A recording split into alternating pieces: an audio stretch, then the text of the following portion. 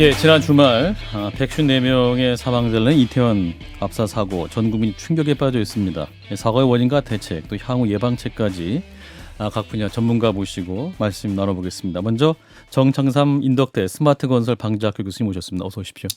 안녕하십니까? 네, 그리고 한국 트라우마 스트레스 학회 홍보위원장이시죠. 정신건강의학과 전문의세요. 정찬승 박사님. 어서 오십시오. 네, 안녕하십니까? 예, 두 분 인사 나눠주시고. 안녕하세요. 자, 먼저 정창삼 교수님께 좀 질문을 드리면 그 해밀턴 호텔 옆으로 난 좁은 골목 앞과 뒤 서로 다른 방향으로 가려는 인파가 이동하면서 피해가 커졌다라는 분석인데 이 경사와 미끄럼 등이 이번 사고를 더 크게 했다라는 지적이 나오고 있습니다. 교수님께 전반적으로 이 사고의 총평 좀 해주시면 어떻게 판단하셨습니까?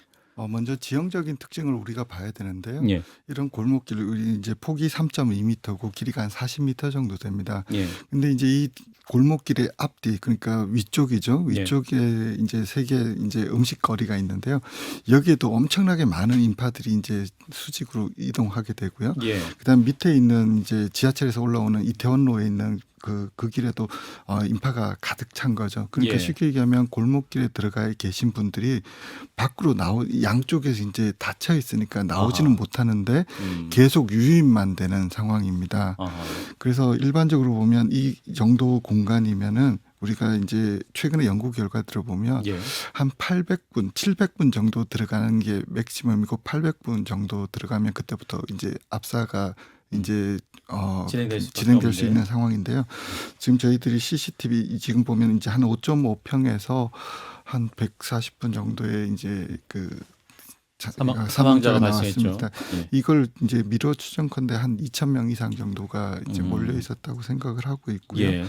그래서 이게 구조적으로 쉽게 얘기하면 공간적으로 너무 좁은 지역에 음. 많은 분들이 동시에 진행되고 그다음 퇴로가 없는 구조적인 특징 때문에 이런 참사가 일어났고 그리고 이런 압사의 특징은 한번 일어나면 대규모로 일어나는 특징이 있기 때문에 그런 네. 것들이 동시에 반영됐다라고 생각하고 있습니다. 예, 퇴로가 없었다. 그러니까 앞에서 밀고 뒤에서도 밀었기 때문에 나갈 수 없는 유입만 계속되고 있었고 예. 나갈 수도 없는 상황. 그렇습니다. 지금 이제 이게 13만 명이 다녀가는데 주최자가 없는 자발적 행사여서 어떤 매뉴얼을 적용받지 않는다라는 지적이 있었죠. 그래서 이게 안전의 사각지대가 있었던 것인데 주최자가 없는 상황이다. 그럼 이게 안전관리의 주체가 누가 되는 겁니까? 현재 법적으로는 이제 관리 주체가 없는 상황이죠. 없다. 예, 아하. 그렇습니다. 근데 이제 저희들이 이제 일반적으로 지자체에서 보면 예. 매년 이렇게 많은 사람들이 몰리는 행사들 예를 들어서 보면 단풍놀이를 하는 구간 그렇죠. 아니면 크리스마스 때 이렇게 집중되는 현상 이런 것들이 있으면 지자체에서 이제 공무원들이 일반적으로 조금 관리를 들어갑니다. 예. 근데 이제 이 상황의 그 특징이 우리가 문제점이 뭐냐면 우리가 코로나로 인해서 2년 동안 이런 모임이 없었던 거죠. 그렇죠.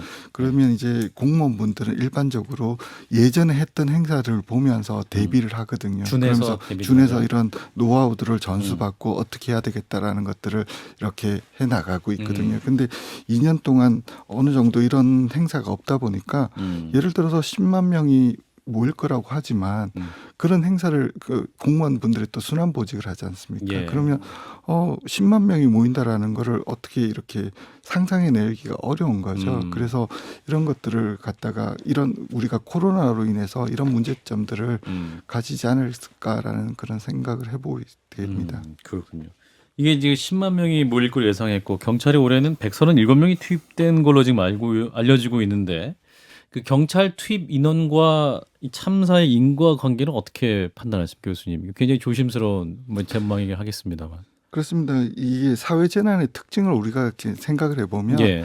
사회재난 동일한 재난들이 반복되지는 않습니다. 우리가 이런 압사 사건도 보면 해외에서 일어나는 다양한 사건들이 똑같은 케이스는 하나도 없거든요. 그래서 이런 것들이 예측하기가 상당히 어렵습니다. 그러니까 저희들이 보면은 코로나로 인해서 전년도에 우리가 어느 정도 왔는지에 대한 짐작이 안 되는 상황에서 그렇죠. 우리가 할 수 있는 대책을 우리가 재난이라는 건 아주 상상력의 영역에 해당되는데 이런 것들을 하나하나 대비하기는 상당히 어려웠던 거라고 저는 생각을 하고 있습니다. 그래서 예. 지금 결과론적으로 우리가 이런 결과론적으로. 항상 좀 더 이랬으면 어땠을까, 이랬으면 어땠을까라는 생각은 있지만 이것들 갖다가 정말로 법적으로 정말 체계적으로 대응하기는 상당히 현실적으로 좀 쉽지 않았다라고 저는 생각하고 있습니다. 이상민 행안부 장관이 이제 이 문제가 경찰이 적어서 발생한 문제가 아니라는 인식을 하고 있어 좀 논란인데 그렇다면 교수님 말씀을 판단한다면 정말 예측할 수 없는 상황이기 때문에 그런 말씀도 할 수 있다라고 이해하면 될까요? 어떻게 들으셨습니까, 교수님은? 그거는 이제 그분이 하신 말씀이기 때문에 저도 뭐 문장의 앞뒤를 잘 듣지 않아서 잘 모르겠고요. 예. 그런 경우는 이제 뭐 개인적으로 하신 말씀이라고 저는 생각하고 있고 저는 예. 잘 그 부분에 대해서는 제가 어떻게 답변드리기는 어려울 것 같습니다. 그렇군요. 그럼 어떻게 판단합니까? 현장 경찰 인력이 충분하지 않았다라고 판단해야 될까요? 지금 이 결과적으로 봤을 때? 사실 이게 현장에 있더라도 쉽지 않았다고 저는 생각합니다. 현장에 있었어도 쉽지 않았을 것이다. 많은 인력이 있었다고 쉽지 않았다고 생각되는 게 예. 이 대충 이런 모임이 10만 명이 예상되면 예. 모든 시민들의 이동 동선 흐름을 만들어주는 미리 대응을 만들어야죠. 그죠? 우리가 재난관리에서 대비 대응이 있는데요. 예. 이런 경우는 대응하기는 상당히 쉽지 않습니다. 왜냐하면 이미 발생한 상황에서 그렇죠. 그러니까 예. 대비 단계에서 미리 동선을 만들었었어야 만들어두고 됐는데 그다음에 예를 들어서 이태원로에 차 없는 거리를 만들다든가 예. 2017년도처럼 이제 보행동로의 절반 정도를 차도로에서 보행 통로를 만들어준다든가 이런 것들을 할 수 있는데 예. 그런 것들이 조금 대비 단계에서 법적인 조치가 없다 보니까 이런 것들이 있고 사실 전년도에 계속 2017년도엔 그렇게 해왔거든요. 예. 계속 해왔다 코로나가 없이 계속 해왔다 그러면 당연히 그렇게 됐을 것 같아요. 근데 그게 좀 저는 이제 네, 조금 그렇다면. 생각이 맞는 말씀이 좀 조금 그런 게 최근에 여의도에서 이제 불꽃 축제 있었습니까? 그 인파로 따지면 더 어마어마한 인파들이 가는데 가령 예를 들어서 지하철이 그 현장을 무정차로 해서 더 이상 이렇게 나올 수 있지 없도록 하는 거랄지 그다음에 최근에 이제 부산에서 BTS 공연도 수만 명이 모였는데 그럼 경찰력이 상당히 많이 투입이 됐더라고요. 그래서 말씀하신 대로 벌어진 다음에는 뭐 정말 현장이 되게 통제가 쉽지 않을 수 있겠지만 미리 예견해가지고 예방하는 건 충분히 가능하지 않았나. 왜냐하면 지난번 같은 경우는 그 위에서 올라오는 지하철에서 못 올라오게 막아놨더라고요. 그래서 한쪽으로만 통행이 가능하도록 일방 통행을 한다든지 아니면 정말 지하철 그 시간만이라도 무정차를 했다면 계속 말씀하신 대로 내려가는 사람과 올라오는 사람이 엉키지 않았을 거라고 봅니다. 그래서 그런 것들 이런 것들이 이제 물론 보니까 여러 가지로 경찰하고 관할 구청이나 뭐 서울시나 모르겠습니다. 뭐 여러 번 회의도 하고 그런 것 같아요. 언론 보도를 보면은. 그러면 물론 뭐 2년, 3년 만에 코로나라 뭐 새롭게 한다고 하지만 이렇게 많은 인파들이 온다고 예고가 며칠 전부터 됐었잖아요. 그러면 조금 더 이런 아까 말씀하신 대로 700명, 800명이 넘어가면은 질식사 위험이 있는 곳인데 2,000명, 3,000명이 몰릴 때까지 방치했다는 거는 조금 이건 예방을 하지 못했다. 저는 이런 생각이 듭니다. 근데 이제 지금 보면은 거기서도 그런 일이 있었지만 사실 사고는 안 났지만 예. 동일 기간에 홍익대라든가 홍대 앞이라든가 이런 젊은이들이 모이는 구간에서는 예. 상당히 위험 요소들이 있었거든요. 아하. 그리고 주최 행사가 있긴 하지만 예를 들어서 지금 10월 때 계속 주말에 일어나는 한강에서 뚜벅뚜벅 축제라는 게 있습니다. 예, 걷기 대회. 예, 거기도 보면 반포대교 밑에 굉장히 넓은 보행 통로가 있거든요. 경사로가 있는데 예. 거기도 정말로 발 디딜 틈 없이 그냥 흐름을 만들 정도의 많은 인파들이 들어가고 있습니다. 그래서 그런 것들은 상존하고 있고 지금 문제가 뭐냐면 모든 시민들이 요즘 보면은 놀이 문화라든가 이런 것들이 패턴이 동조화되고 있습니다. 그래서 똑같은 핫플레이스는 다 같이 가야 되고 똑같은 시간에 가야 되고 이런 젊은이들이 젊은이들이 동조화 현상이 있거든요. 사실 10만 명이 이태원로에 전체적으로 골고루 분포가 되면 큰 문제가 없거든요. 근데 해밀턴 호텔을 중심으로 해서 3개 골목 정도가 가장 젊은이들이 많이 찾는 골목이고 예. 할로윈이면 그 일을 가야 된다고 생각을 하는 거죠. 예. 그런 공간적인 협소함의 문제들이 있거든요. 그래서 우리들이 이런 것들을 좀 이렇게 뭐라 그러나 다양하게 공간을 풀어줄 수 있는 그런 것들도 좀 고려해 볼 필요가 있다고 생각하고 있습니다. 그래서 더 아쉬운 게 저렇게 예견되는 장소가 있었는데 조금 더 이렇게 분산될 수 있도록 정말 행정력으로 좀 유도를 했으면 어땠을까 하는 안타까움이 있습니다. 예. 자, 이번 이제 압사 사고로 인해서 근데 이제 전 국민이 또 충격에 빠진 상태죠. 예, 그 정신건강의학과 전문의신 정창승 교수님. 교수님이 처음 사고 접하시고 어떤 생각 드셨습니까? 우리가 최근 10여 년 동안 많은 재난 또 트라우마적인 사건들, 국가적인 사건들을 많이 접해왔습니다. 예. 그래서 가장 기억하고 또 이제 유념해야 될 것은 이제 세월호 사고가 있었고, 그다음에 뭐 메르스, 그리고 또 포항 지진, 네. 그리고 가장 최근에는 이제 코로나 감염병 재난까지 겹쳤습니다. 그래서 그 재난들을 통과하면서 대한신경정신의학회, 한국트라우마스트레스학회 등 이런 정신건강 전문가들이 모여 있는 학회에서는 최대한 빨리 신속하게 대응하는 것이 굉장히 중요하다는 그런 교훈을 얻었습니다. 예. 그래서 이번에 그 자정 무렵에 그 뉴스 접하면서 이제 곧 트라우마 반응들이 시작되겠구나라고 생각을 했었고, 예. 새벽부터 정신건강 전문가들 저희 학회 또 임원들이 모인 그 회의 방에서 네. 여기에 대해서 성명서 준비하고 음. 또 성명서에 국민들이 좀 유념해야 될 가이드라인, 어떠한 트라우마 반응이 예상이 되고 이 트라우마 반응에 대해서는 어떻게 대처하는 것이 우리가 트라우마를 악화시키지 않고 회복하는 데 도움이 될 것이다. 그런 가이드라인을 준비해서 이제 즉각 배포를 했습니다. 예. 그러니까 사실 이런 개인이 감당하기 힘든 충격적인 사건을 트라우마라고 하고, 또 집단, 공동체가 감당하기 힘든 충격적인 사건을 재난이라고 부르는데, 예. 이제 우리 개인은 모두 이런 재난을 통해서 큰 트라우마를 겪을 수 있습니다. 예. 그래서 거기에 대해서는 신속하게 전문가든 또 국가든 또 주변 이웃들, 그 사람들의 가까운 지인들이든 그 사람에게 도움의 손길을 신속하게 내밀어 주는 것이 굉장히 중요하다고 봅니다. 트라우마의 강도는 어떻게 되나요? 사실 지금 이 사건이 터지고 난 다음에 젊은 자식을 그 또래의 자식을 가진 부모들 서로들 뭐 얘기하면서 정말 한숨 내쉬고 뭐 이러거든요. 근데 또 현장에 있었던 사람들이 있잖아요. 그 현장에서 예를 들면 그런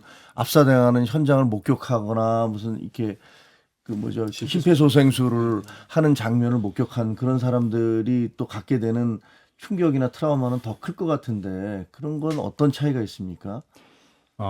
이런 트라우마의 충격이나 어떤 성격에 대해서 볼 때 이 재난이, 이 사건이 어떤 성격을 가지고 있는지를 보는 것이 굉장히 중요합니다. 예. 예를 들어서 이제 자연재난 같은 경우에 사람들이 절망하고 또 마음의 고통을 겪지만 분노가 그렇게 높지는 않습니다. 아하. 하지만 사회재난이 발생한 경우에 사람들이 막을 수 있었다. 도대체 뭐가 원인일까 하는 그런 분노와 원망의 마음이 많이 생기게 됩니다. 그래서 이 원망의 마음, 분노의 마음이 생겼을 때 그 사람의 마음이 더 크게 고통을 겪습니다. 그래서 이게 감당할 수 없는 분노를 어딘가 쏟아붓고 싶어하고, 누가 잘못했는지 그 영상을 계속 보면서 누가 밀었는지 어떤 잘못이 있었는지를 계속 찾으려고 합니다. 근데 사실 이것조차 어떤 트라우마 반응이라고 볼 수 있거든요. 네. 네. 현장에 계셨던 분들 중에 네. 또 생존자들, 그 주위에 있는 분들이 이제 다치거나 죽어가는 걸 보신 분들이 있지 않습니까? 네. 그런 분들의 경우는 어떤 도움이 필요할까요? 그분들은 정말로 평생 잊지 못할 그런 아픔을 갖게 되실 네. 것 같은데. 맞습니다. 그래서 트라우마를 정의할 때 자신의 생명이나 신체의 안위를 위협하는 심각한 사건을 트라우마라고 하는데, 예. 그것은 그 장면을 현장에서 목격한 사람에게도 해당이 됩니다. 예. 그래서 교통사고를 예를 들어보면 교통사고를 직접 차 안에서 또는 차 밖에서 당한 사람도 큰 트라우마를 겪지만 그 사고의 장면을 그 앞에서 목격한 사람도 큰 트라우마를 겪게 되는데, 예. 그 이태원 그 참사가 일어날 당시에 현장에 있었던 분들은 그 압도적인 그 집단의 정말 그 너무나 감당할 수 없는 공포감이 충격적인 있고. 장면을 예. 보고 대단히 심한 공포 반응을 느끼고 있고, 지금 통합심리지원단, 보건복지부 통합심리지원단이 이제 출범을 해서 상담 전화를 받고 있는데, 예. 거기에서도 그런 생존자, 또 유가족, 또 생존자의 가족들, 지인들의 전화도 걸려오면서 또 한편으로는 그 현장에 있었던 목격자들, 그리고 또 현장에 있었고 좀 떨어진 곳에 있었지만 예. 가까운 사람을 잃어버린 사람들 그런 사람들의 전화가 많이 걸려오고 있다고 합니다. 전화가 지금 굉장히 많이 걸려오고 있는 거군요. 네, 전화가 굉장히 많이 걸려오고 있고 그 국가 트라우마 센터 중심으로 보건복지부 통합심리지원단이 예. 굉장히 발빠르게 대응을 하고 있고 최선을 다해서 노력을 하고 있다고 들었습니다. 외국인 사망자 중에 그 부모님이 수억 번 찔린 것 같다라는 아픔을 말씀해 주셨는데 그게 바로 보통 일반적인 부모님들의 마음이시고 정말 큰 치료가 필요하고 관심이 필요해 보입니다. 맞습니다. 아까 말씀해 주신 트라우마의 강도가 어떤가, 트라우마의 심각도가 어떤가 했을 때 가장 고통스러워 할 수 있는 사람들은 물론 현장에서 크게 다치고 겨우 이제 살아 돌아온 그런 생존자들. 직접 생존자들이겠죠.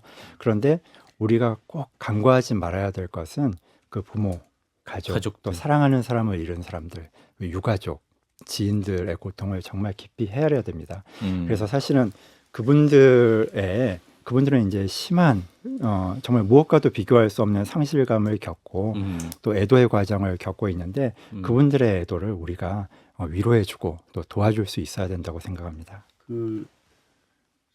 그 사고가 발생한 이후에 일부 인터넷에서는 뭐 지금도 그러고 있습니다만 심지어는 방송 뭐 어떤 언론사 쪽에서도 그런 적이 있는데 사고 현장에 대한 그런 사진들 같은 것들이 영상이라든지. 영상 사고 사진들이 많이 유포가 됐거든요. 그거 보면은 이제 실신한 분들 혹은 생사를 알 수 없는 분들이 이렇게 쭉 누워 있는 모습들 같은 것들 보기만 해도 정말 너무 충격적인 그런 영상들이나 사진들이 많이 유포됐는데 그러니까 그런 것들을 보는 사람들도 트라우마를 갖게 되는 거죠.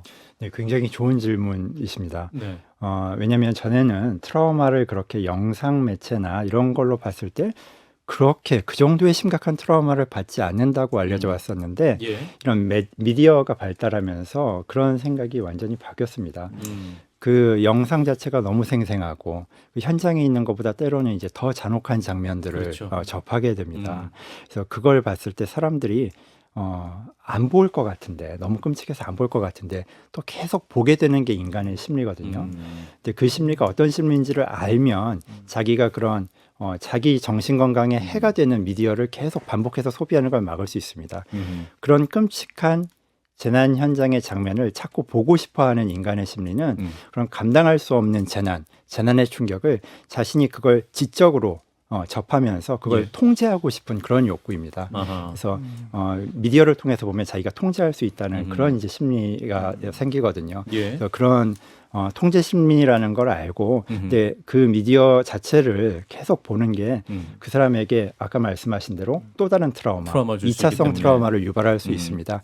그렇기 때문에 마음의 고통이 심한 분 또는 미디어에 과도하게 집착하게 되는 분들은 그런 미디어 사용 시간을 스스로 제한하고 특히 아이들이 그런 뉴스를 탐닉할 때 보지 아이들은 말라고. 어른들보다 훨씬 더 큰 충격을 받을 수 있거든요. 그렇죠. 그래서 아이들에게도 잘 교육하고 미디어 사용을 제한하고 오히려 어른이 정규적인 방송, 공신력 있는 방송을 같이 보면서 네. 그런 미디어와 그런 참사에 대해서 어떻게 대응해야 되는지 비난하고 혐오하지 말고 공감하고 위로해야 된다는 것을 아이들에게 좀 교육할 필요가 있습니다. 공감과 위로의 메시지를 줘라. 예, 다시 또 안전 얘기로 가면요. 이 좁은 통로로 가는 그 물의 양에 줄에서 유속 자체를 늦출 수 있는 것처럼 또 경찰의 골목 통제를 통해 좀 막을 수 있었던 것이 아니냐 이런 문제 제기가 나오고 있고 지난 29일 일본 도쿄 시부야구 일대에도 그 관련 행사가 헬로윈 행사가 있었다고 하죠. 근데 보면은 경찰 다수가 폴리스 사인을 치면서 이렇게 행인들을 통제하는 모습을 볼 수 있었거든요. 예. 교수님 이 부분은 어떻게 보십니까? 일본의 우리가 이제 DJ 폴리스라고 해서요. 그게 2001년도에 효고현에서 불꽃놀이를 보다가 사람들이 이제 보도교에서 압사 사건이 일어납니다. 그래서 한 10명 정도 2001년에 예. 11명의 일본에서 압사 사고가 10명 있었다. 정도가 10명이. 이제 사고가 났는데요. 예. 그 이후에 그런 문제점을 일본도 인식하고 법을 만듭니다. 그런데 아하. 그게 법이 바로 만들어지는 게 아니고 4년 뒤 2005년도에 지방 조례로 이제 4년이 걸렸다. 4년이 걸립니다. 이게 법이 아니고 조례예요. 조례로 갑니다. 왜 그러냐면 이게 재난은 현장에서 일어나는데 중앙에서 뭔가 법을 만드는 것보다는 조례로 만들어야 되고요. 그 다음에는 이게 예를 들어서 보면 이런 행사가 우리가 할로윈이나 크리스마스처럼 우리가 다 예상되는 것도 있지만 그렇죠. 그 외에 많은 우리가 다양한 신고되지 않은 형태의 다양한 형태의 그런 행사가 행사들이 있을 많이 수 있습니다. 그렇죠. 근데 이런 행사들 그 조례를 만들어서 이런 걸 우리가 정부에서 중앙정부에서 보호해야 된다라고 하면 그 행정력의 손실, 책임 소재 같은 것들이 굉장히 어렵거든요. 그래서 이제 그런 다양한 논의를 공론회장에 올려놓고 어디까지 우리가 보호를 해주고 정부의 역할은 어디고 지자체 역할은 어디까지인가를 우리가 공론화를 통해서 오랜 이제 사회적으로 거버넌스를 통해 가지고 컨센서스를 만들어주는 과정이 필요하거든요. 예. 그래서 이런 과정을 통해야지 내가 어느 정도까지 행사에서는 내가 시민들도 법적으로 보호받을 수 있겠구나. 그다음에는 또 어느 정도 일정 규모에서는 내가 스스로 안전을 지켜야 되겠구나라는 걸 인지할 수 있거든요. 예. 그래서 우리가 오랜 동안 이런 것들을 좀 공론화하고 예. 이런 것들을 모든 사람들이 좀 합리적으로 받아들일 수 있는 선으로 만들어야 될 것 예를 같습니다. 들면 제가 만약에 어떤 뭐 자유롭게 어디 가고 있는데 경찰이 나타나서 뭐 이래라 저래라 하면 사실은 굉장히 좀 불편할 수도 있을 것 같거든요.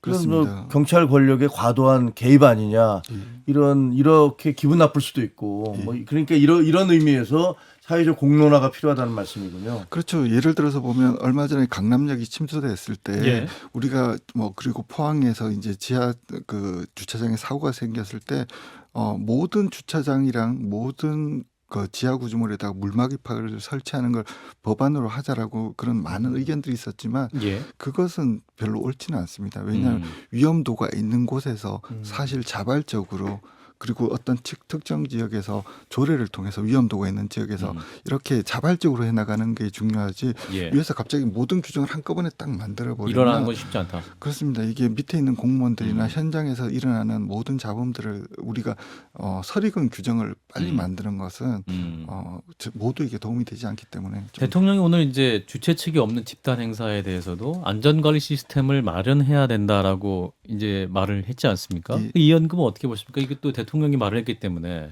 이게 또 공무원들 입장에서 또 만들어야 될 것 같기도 하고. 아닙니다. 저는 굉장히 시의적절하다고 시의적절했습니까? 생각하고 있습니다. 왜냐하면 이런 문제를 위에서 이렇게 공론화를 시켜주시면 전문가들이 전부 다 참여해서 적절한 해답을 찾을 때까지 만들고 이게 뭐 예를 들어서 뭐 내일까지 만들어 금년 내에 만들어가 아니고 우리가 사회적인 합의를 이룰 때까지 천천히 만들어가면서 다시 이런 사건들이 재발하지 않도록 노력하는 과정이 필요할 것 같습니다. 예. 참 안전 관련 문제가 나올 때마다 이런 걸 또 다시 논의해야 되고 하는 것이 또 이제 뭐랄까요? 사후 약방문 아니냐 이런 비판도 있겠습니다. 말씀하신 대로 좀 사회적 논의 필요해 보이고요.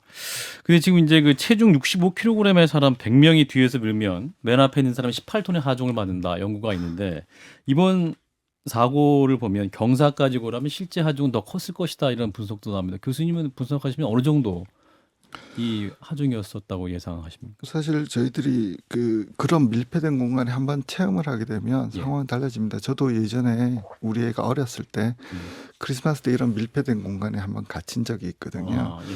그래서 정말 애가 죽을 수도 있겠다는 생각을 했었어요. 그래서 온몸에 있는 모든 힘과 근육을 이용해서 애를 보호하는데요. 이게 시간이 지나면 계속 그 체력이 소진됩니다. 땀은 계속 흐르고요. 그다음에는 이 상황이 해결되지 않으면 더 좌절하게 되고요. 그다음에 또 이게 흐름이 생기기도 하고 예. 파동처럼. 그다음에 누군가 뒤에서 이제 푸시를 하면은 굉장히 고통이 가해지거든요. 그래서 굉장히 어려운 상황이었습니다. 그래서 결국은 여성분들의 피해가 많았던 많았죠. 이유가 뭐냐면은 압력은 점점점 더 세지는데 체력은 점점점 더 약해지고 약해지는 순서부터 피해를 입게 되는 거죠. 그래서 그리고 여성분들의 평균 신장이라든가 호흡 능력이라든가 이런 것들이 조금 떨어지면서 이런 일들이 벌어지는데요. 사실 가장 좋기로는 이게 빨리 이런 상황이 종료됐어야 되는데 그 피해를 입으신 분들은 그 30분이 엄청나게 고통스럽고 그런 시간이었을 거라고 생각합니다. 그래서 너무너무 안타깝고 그런 상황이라고 저는 생각합니다. 그 골목이 언덕이었기 때문에 위에서 내려오는 사람들과 밑에서 올라가는 사람들이 뒤엉켰지 않습니까? 예. 그런데 만약에 그냥 뒤에서 밀어서 엎어졌을 때 뒤에 그 위에 쌓이는 것과 그다음에 아니면 이렇게 올라가다가 뒤로 넘어졌을 때 그 위에 압력을 받았을 때는 역시 뒤로 넘어진 분들이 더 큰 피해를 입게 되는 건가요? 사실 그걸 좀 말씀드리긴 좀 되게 좀 마음이 아픈데요. 피해자들이 넘어질 공간조차 없었습니다. 아. 그래서 보시면은 넘어져서 압사가 일어났던 부분은 그 시점부 쪽에 있는 앞에, 거고요. 앞에 그다음 부분이요. 가운데 계신 분들은 압력에 의해서 선체로. 선체로 그런 피해가 났던 걸로 알고 있습니다. 너무나 안타까운 사건이고 청취자분 중에 또 이런 질문 주십니다. 일각에서는 이제 밀어 뒤에서 이제 외친 분들을 처벌해야 된다라는 얘기도 나오는 것 같습니다. 또 앞에서 너무 밀치니까 뒤로는 말도 나왔었다고 하고 교수님 어떻게 보십니까? 이렇게 또 막 처벌 얘기가 나오고 이러한 상황들을 어떻게 판단하시는지.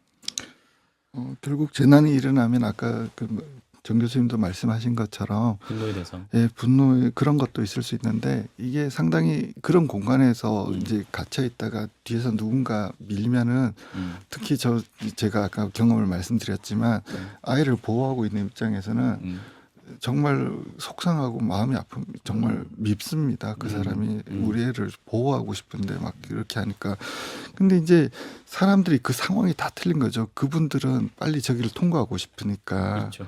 그러니까 어떤 행위가 있었겠죠. 예. 그러니까 어떤 살해 의도라든가 이런 거 아니고 미필적 고의에 저는 해당된다고 보거든요. 근데 네. 이런 것들이 어떤 참사로 이어질지 잘 인식하지 못했기 때문에 그분들조차도 저는 그렇게 생각을 하고 있습니다. 예. 그런 일이 있었는지는 저희가 좀 더 정부의 조사가 있어야 되겠지만 예. 그런 상황이 굉장히 안타까운 상황이었다고 저는 생각하고 자칫 있습니다. 잘못하면 개인의 책임으로 이런 사회적 참사인데 돌리는 우를 범할 수도 있다 생각을 합니다. 그러니까 예. 일단은 이거 주최자가 없었다고 하지만 이런 같은 행사들이 이태원역 근처에서 많이 있었어요. 근데 당시에 예를 들어서 지난 15, 16 있을 때 그때 예. 훨씬 관리 인원이 많았을 때는 100만 명이 모였다는데 아무 사고도 없었습니다. 그러니까 예. 이렇게 거의 이제 마무리할 시간이 돼서요. 예, 한국 트라우마 스트레스 학회 정찬승 박사님께 질문 드리면서 마무리해야 될 것 같은데 이번 사고로 인해서 이제 불안감이랄지 우울감을 느끼는 분들은 국가의 도움이 있다고 하지만 또 다 도움받을 수 없는 상황이고 전 국민적인 스트레스가 매우 큰 상황인데 좀 더 구체적으로 우리 나 자신이라든가 주위에 어려움을 겪는 분들 어떻게 도와줄 수 있을까요? 네, 가장 중요한 메시지는 이겁니다. 비난과 혐오는 트라우마를 악화시키고 공감과 위로는 트라우마를 치유하는 힘을 가지고 있습니다. 예. 그래서 우리가 미디어나 또 이런 전문가들 또 지도자들이 공감과 위로의 분위기를 만들어낼 수 있도록 잘 이끌어 주셔야 되고 이번에 그 많은 언론과 인터뷰하면서 한 가지 놀란 점이 있습니다. 예. 사실 이전까지의 재난을 접해보면 피해자들 그리고 가족들이 얼마나 고통스러워하는지 그걸 좀 생생하게 전해달라고 하는 그 고통을 헤집고자 하는 그런 언론의 태도가 많이 있었습니다. 예. 그런데 이번에는 언론인들, 기자들이 인터뷰 요청을 하면서 이 트라우마를 어떻게 극복할 수 있는지 우리가 어떻게 공감과 위로를 전할 수 있는지 그 부분을 집중적으로 질문을 하고 있습니다. 그래서 저희 그 SNS 매체들을 봐도 많은 사람들이 그 무분별하게 그 사고 영상을 퍼나르기보다는 그러한 것들을 자제하자는 메시지들이 굉장히 많이 올라오거든요. 네네. 그래서 이런 이 재난을 후진국형 재난이라고 불러서는 안 됩니다. 재난에 발생하는 것에는 선진국과 후진국의 구분이 없고 예. 재난 대응에는 선진국과 후진국의 구분이 있을 것입니다. 그래서 좀 선진적으로 잘 대응해 나가면 좋겠습니다. 네, 두 분 말씀 고맙습니다. 정청삼 인덕대학교 스마트건설 방지학교 교수님 그리고 정신과 전문의세요 정찬승 박사였습니다. 두 분 고맙습니다. 감사합니다. 감사합니다. 좋아요, 구독. 알림 설정.